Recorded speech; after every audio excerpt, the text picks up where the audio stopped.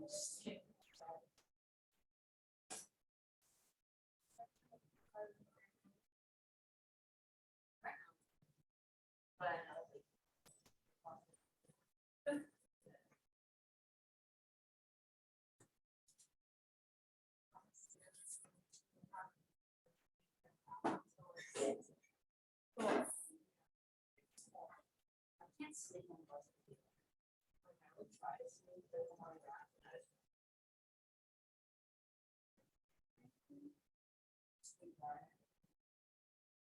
Riley near there.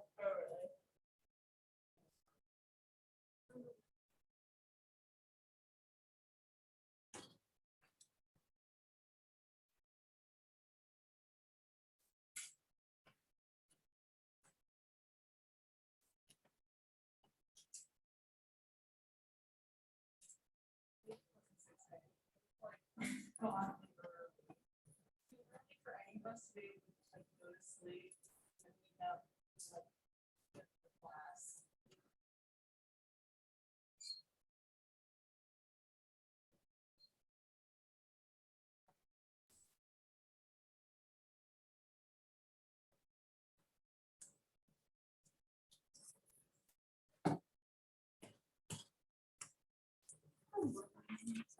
Oh, good, all good.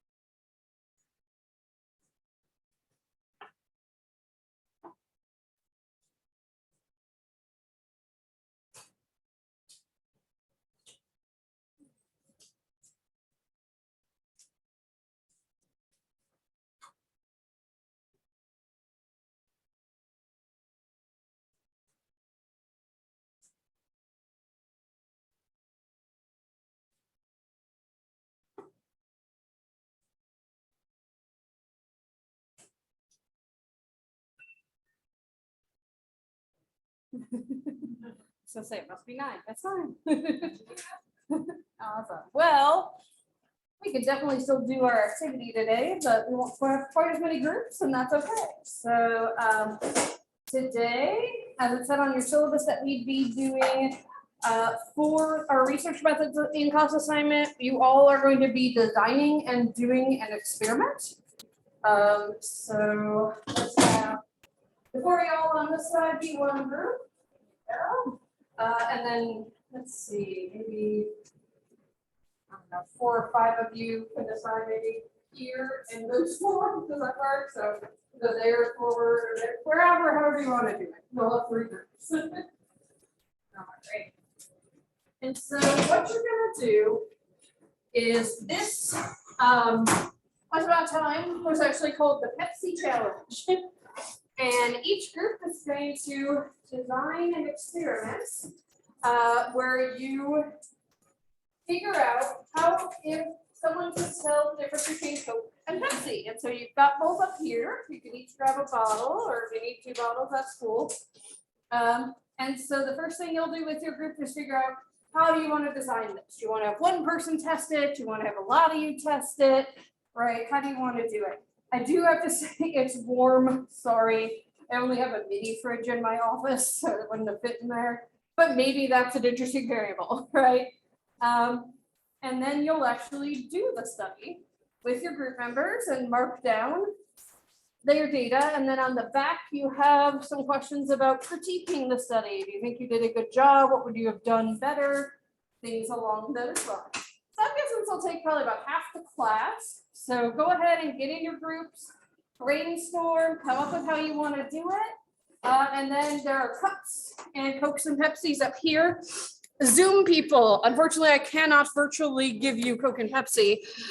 So what I have done is created an alternate assignment for y'all. So let me go ahead and get the link for y'all.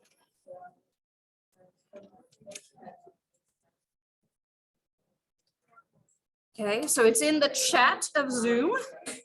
And then what I'm gonna do is put you in a breakout room. So that'll move you into a room where we won't be able to hear you talk, but you can talk amongst yourselves. And all of you should be able to edit the assignment. So again, the link is in the chat of Zoom. And I'm gonna go ahead and set up the breakout rooms. So just one breakout room for all y'all. And then I'm just gonna mess with my options here. It will automatically move you to your room. And then as people in here wrap up, I'll bring you back. So go ahead and make sure you've got the link. And then I'm gonna send you all to your breakout room.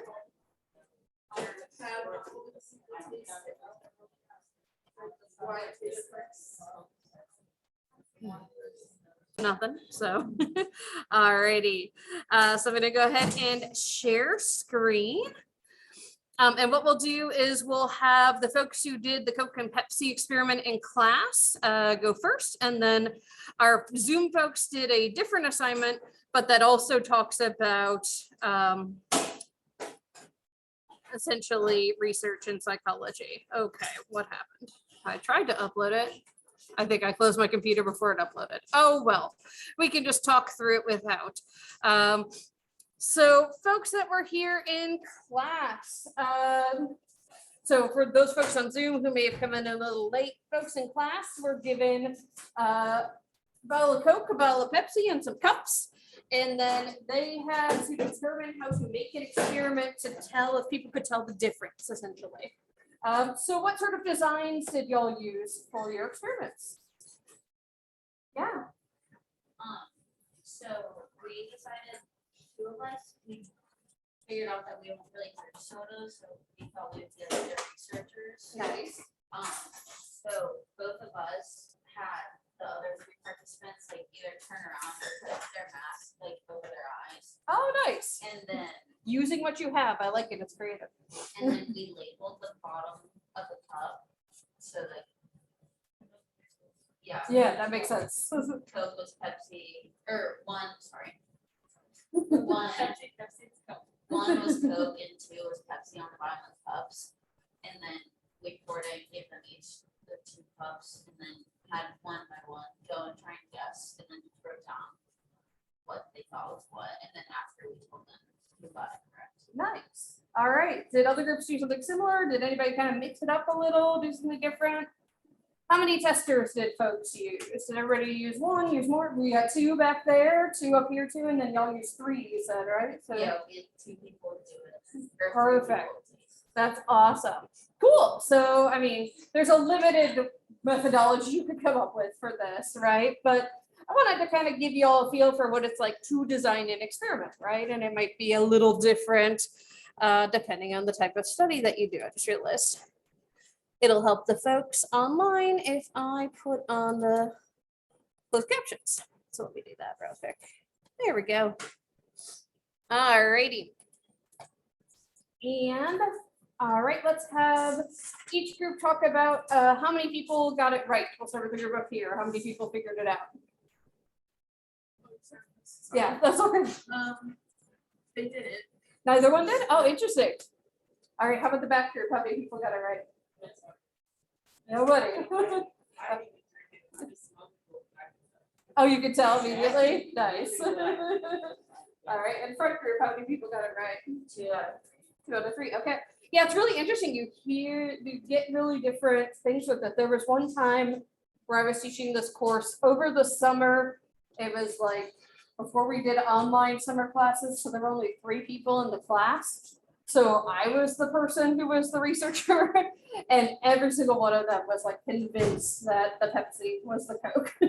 So sometimes it just, and that was whole, again, this is like kind of before my time even, but definitely before y'all's time. There was an old commercial where Pepsi did this. They called it the Pepsi Challenge, and they had people on the street blind taste test. Can you tell the difference? And of course, they only showed the people who misidentified, right? I'm sure there were plenty of people who correctly identified, but they're like, see, you can't tell the difference. Pepsi's awesome. Which is a little silly, but you know what? Was probably an effective marketing technique at the time, right? All right, what do we think? Was this an experiment or an observation? Experiment, yeah.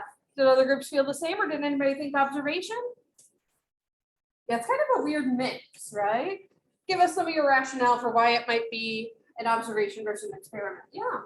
We said experiment at first, because, we put experiment, because we never really like observed their behavior that much, we just kind of like gave them two things and told them to determine what was what, but then later on, obviously for but like later on, we realized like when it was like how to decide if someone was guessing, we were like, how confident were they in their response, or like how long they took to like determine the filing, they smelled it. Right. that kind of stuff. Yeah, and it's possible, I mean, this question's kind of misleading, I admit, I need to rewrite some of these the next time I do this. But you can have an experiment where one of your dependent variables is observing people's behavior, right? If someone goes, right, you can like record, like disgust, right, afterwards. Yeah, other thoughts about whether this is an experiment or an observation?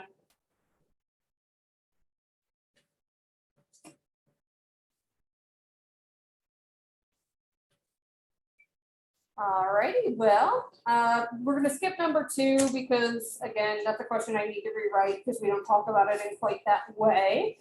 But what were ways that y'all came up with to improve your studies? Let's start with the back group. What did you say you would do differently next time? I said that you could change the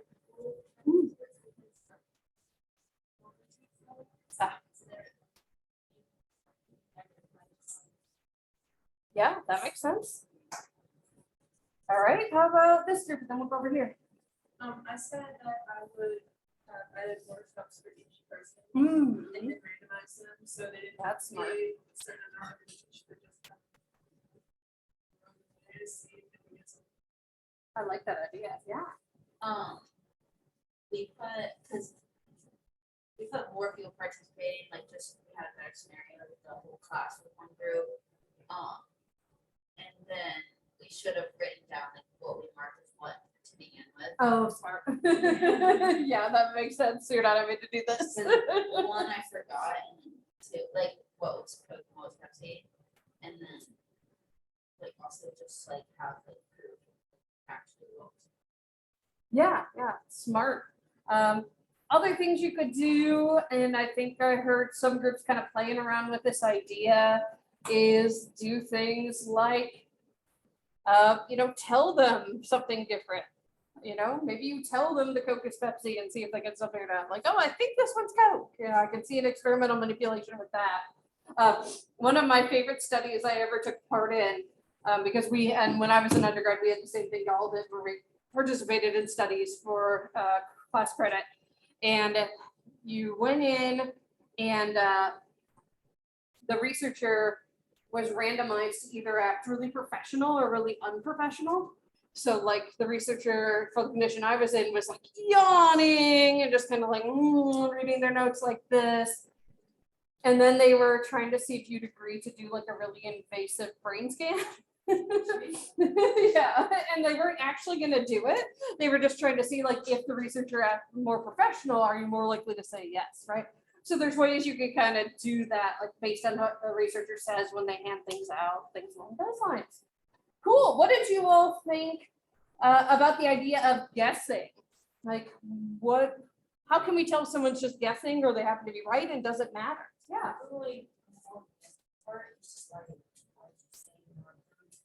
And if someone participant thinks that to Coke is gonna automatically assume like there's gonna be iffy ways. So in their mindset, it's just like, I know this is Pepsi, or I know this Coke, and then it's actually one or the other. So I feel like guessing should be okay to a certain extent. And another time it could be right or wrong.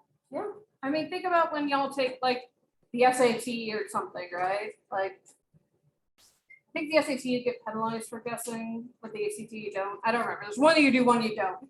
But like, if you don't get penalized for guessing, you might as well guess, right? Because then you have a 1 in 4 chance of getting it right, as opposed to a 0% chance of getting it right if you don't have anything. And usually you can kind of rule stuff out. I would think nothing that's on test.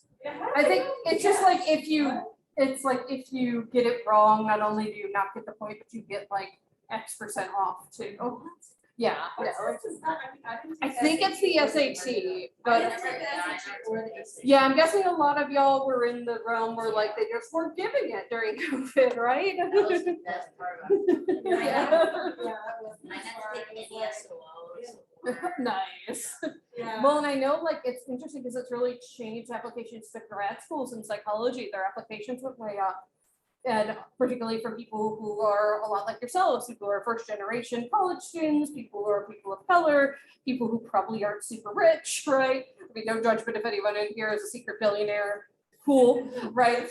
But what they found is that the GRE is a barrier to entry for grad school that they hadn't realized. So they were getting people they might not have seen before, which is really cool. So unintended consequences, right? It's kind of a naturalistic study in its own way, right? Cool. Alrighty, so folks on Zoom, you guys can trade off if you want, or just one person can talk through it. So the folks on Zoom had some example studies, and I'm going to go ahead and make the font a little bigger so we can see it. And then they had to say what was the independent variable, what was the dependent variable, and what were the control and experimental groups. So if y'all can walk us through these studies.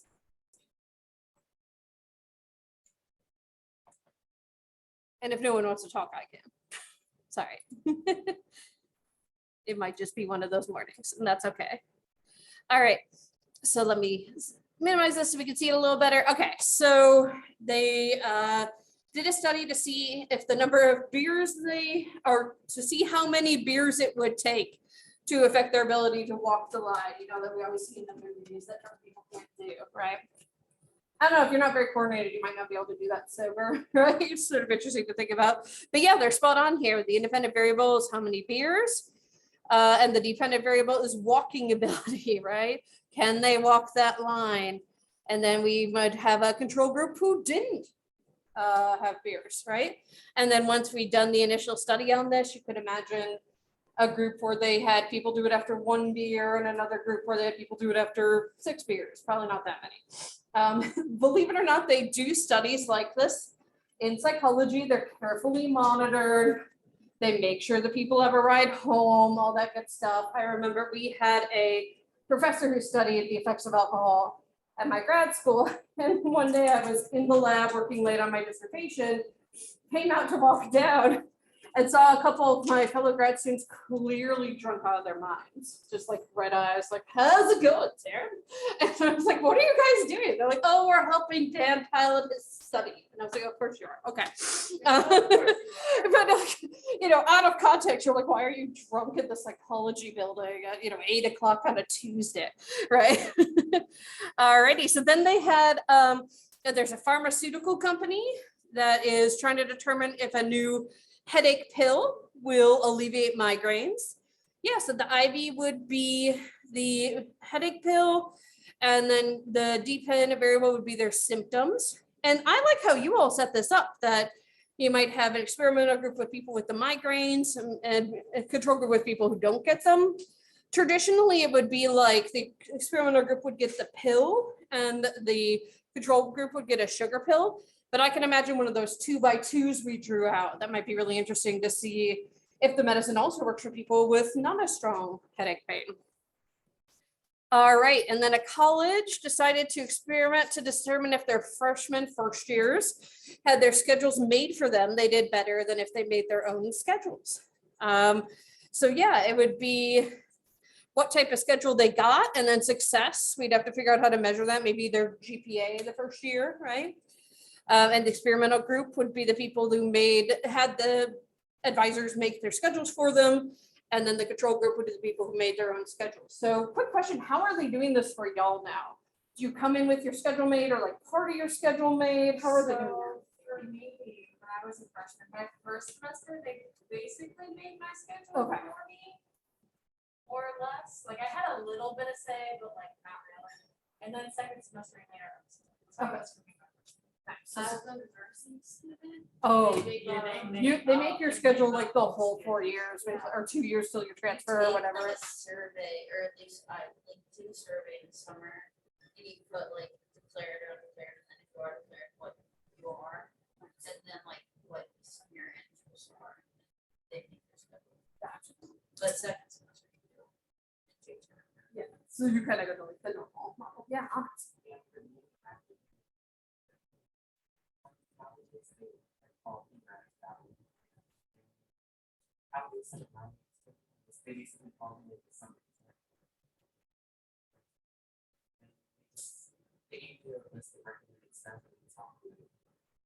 nice.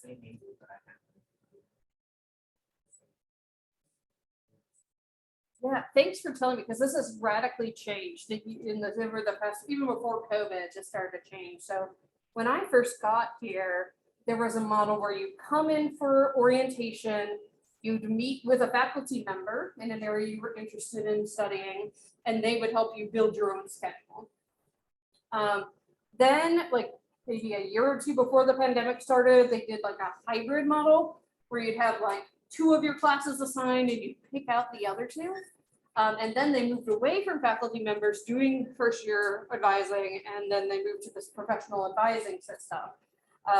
But as soon as y'all declare whatever your major is, then you're gonna get a person in your field. So yeah, it's interesting to see. And I wonder if they are collecting data to see how that affects things. Alrighty, so they also had some scenarios to look over related to ethics. And so here we have Dr. Franklin, who developed a treatment for panic attacks with great success, with relaxation exercises. And then she decided to make it available to people nationwide. And what she found is when other people did it, they said it just didn't work. And so they talk about here, why would it be a failure? I really like that y'all talked about, the type of patients you're seeing might make a difference. The other thing that is a big factor is the therapists, right? 40% of the change in therapy is determined by what we call common factors. And the biggest one of those is what we call the alliance. It's the therapist-client relationship, their bond, their ability to work together. So maybe Dr. Franklin was really good at that, right? And these other folks not as much. Yes, and as they mentioned, she should have done reliability analysis because she might have given people a false sense of hope. I had a research study I've done before where I teach a class on eating disorders, and I do pre-post measurement in the class. It's a J term, so 3 weeks. Do people actually change how they feel about their own bodies? And then I tried to figure out like a good control group. And so for a couple of years, I collected data in a different J term class. And what I found is that like by the end, everybody felt better about their bodies. And I was like, I'm magic. I just cure everybody. But what I figured out is J term starts right after holiday break, right? Everybody's been a little overindulging. And then probably when you're back on campus, you're back into the swing of things and you might feel a little better. Right, that could also make a difference, positively or negatively. Again, I just think of my Polish grandmother in my mind. She'd always be like, eat more, right? Bushy, I can't. All right, so here we have Karen, who's working with Dr. Tander, sorry. They collected data on flavor preferences in rats, and you can do some pretty cool stuff with this. So they put it in a manuscript, sent it off to a journal, and the reviews had questions. So the doctor asked the research assistant look over the data again, and she realizes she made a mistake. And so why might she decide not to tell the person, her supervisor? Well, she might be scared about her job, right? But if she doesn't tell them and she doesn't tell the journal editors, their paper could be rejected or it could be published and then have to be retracted later, right? And that's really embarrassing. That's pretty rare to have that level of mistake. But if they agree not to tell it, again, similar thing. Okay, then Beverly really wants to go to grad school in psych. She needs some research experience, so she starts working with one of the folks. Just like side note here, if you are thinking you might want to do, especially like a PhD in psych later, getting involved in research with a faculty member is a really good idea. Dr. Ariel and I almost constantly have students working with us, and then Dr. Jackson does sometimes too. Dr. Murdo like churns out textbooks now. I don't know how she writes so much. So that's sort of her thing right now. But yeah, that's definitely, if you're thinking this is something I want to do in the future, think about getting involved in research. You can do it either voluntarily, or you have a class called Psych 380 where you can actually get course credit for doing it. So. Okay, so she's supposed to collect data for 6 days in a row. And she wasn't able to get to campus, and so she didn't collect it on Saturday. So again, similar, she's worried about the person being upset. So she says, should I make up the data? And basically the answer is no, because then you are falsely reporting science, right? These things, this can happen. So I'm doing, I think I told you all this meta-analysis where I'm looking at the relationship between social comparison and body dissatisfaction. And I was like going through the old studies I included in my initial published one, and one of them has been retracted. And so I was like, oh, that's weird. So I kind of like Googled around and looked it up. And apparently one of the co-authors just made up data on several studies, like never even, like not like this one day, just never even conducted the studies, that told his co-authors, here's the data I collected. That's bad. Don't do that, right? So it puts science at risk because people can draw conclusions from it. The most famous example of a study like this is Andrew Wakefield's studies about the MMR vaccine and autism, right? He made a lot of his data up. He said that like the kids started their symptoms after they got the shot, when in fact, if you looked at their medical records, the symptoms started before they got the shot. He took blood samples at his kid's birthday party without like parental permission. Like, here's a party favor bag and give me your blood. That's weird, right? But unfortunately, based on that one falsified article, people still are refusing to get vaccines. It's absurd. All right, and then the last one, these folks are observing moms and kids. They're just recording super behavior. And people complained. And so this becomes sort of a sticky widget of people want their privacy, but it's not technically unethical to observe people's public behavior for the purpose of research. So if you're not doing anything invasive, that's okay. But obviously if they started to get really like following them into bathrooms and things like that, that's good. And that actually has happened. There were, I don't think it was a psychologist, but there was someone who was like studying, this was back when homosexuality was like illegal in some places, and was studying the behaviors of gay men, and he would actually like go into the bathrooms where they would interact, and very, very creepy. Okay, so we ended up taking up the whole day talking about research methods. That's cool. We'll talk about motivation starting on Monday. Have a great weekend, enjoy, relax, and I will see you on Monday. Thank you folks on Zoom for your contribution. And if, oh, please, yeah, make sure I get these and make sure you put your group members' names on them. And I think that's it. Oh, if anyone wants a Coke or Pepsi, feel free to grab them.